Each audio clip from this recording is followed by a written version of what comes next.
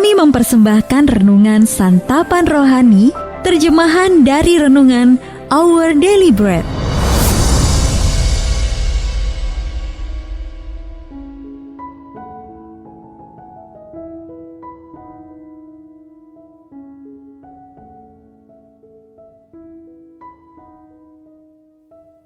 Sahabat ODB, pembacaan Alkitab hari ini terambil dari Kisah Para Rasul, pasal yang ke-9, ayat yang ke-36 sampai dengan ayat yang ke-43.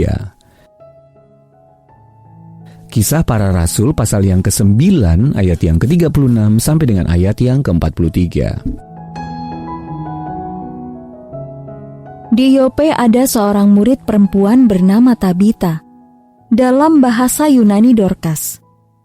Perempuan itu banyak sekali berbuat baik dan memberi sedekah.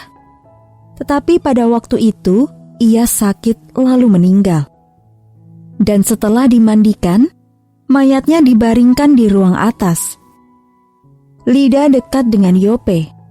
Ketika murid-murid mendengar bahwa Petrus ada di Lida, mereka menyuruh 2 orang kepadanya dengan permintaan, "Segeralah datang ke tempat kami."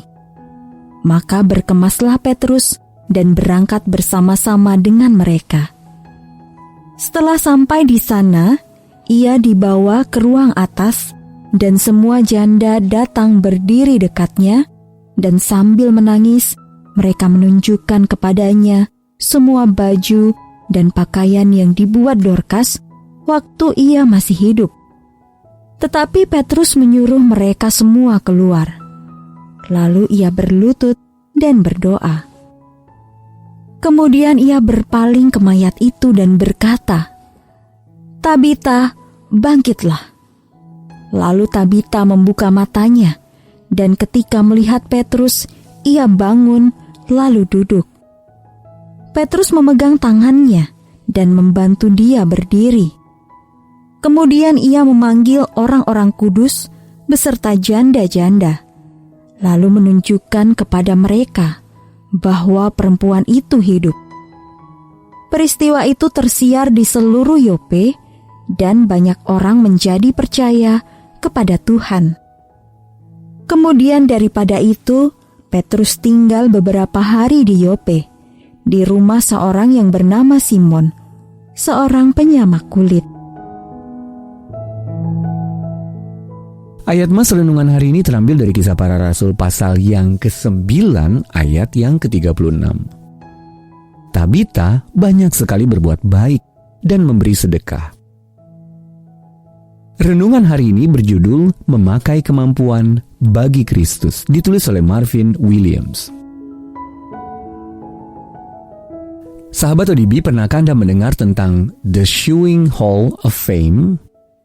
Ini adalah sebuah penghargaan yang dimulai pada tahun 2001. Jadi mereka memberikan apresiasi kepada orang-orang yang telah memberi dampak besar pada industri jahit rumahan dengan kontribusi yang unik dan inovatif melalui pendidikan menjahit dan pengembangan produk.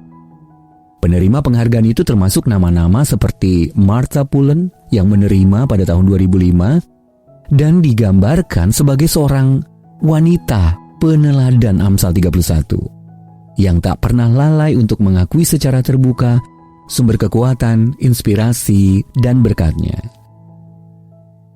The Sewing Hall of Fame baru diadakan pada abad ke-21. Sekiranya hal itu sudah ada di Israel pada abad pertama, maka seorang wanita bernama Tabita hampir pasti menjadi salah seorang penerimanya.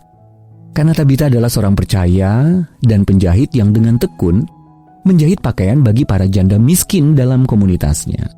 Kita bisa baca dalam Kisah Para Rasul pasal yang ke-9 ayat yang ke-36 juga 39. Namun setelah ia jatuh sakit dan meninggal dunia, murid-murid memanggil Petrus untuk melihat apakah Allah berkenan melakukan keajaiban melalui dirinya. Ketika Petrus tiba, para janda yang menangis menunjukkan kepadanya jubah dan pakaian yang telah Tabita buatkan bagi mereka. Pakaian-pakaian tersebut menjadi bukti bahwa Tabita banyak sekali berbuat baik kepada orang miskin di kotanya.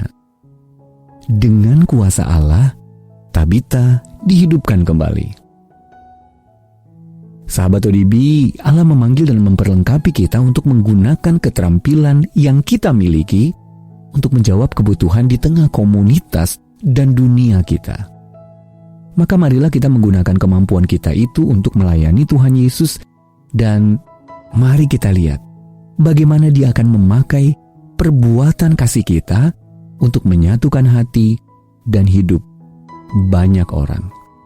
Efesus pasal yang keempat, ayat yang ke-16.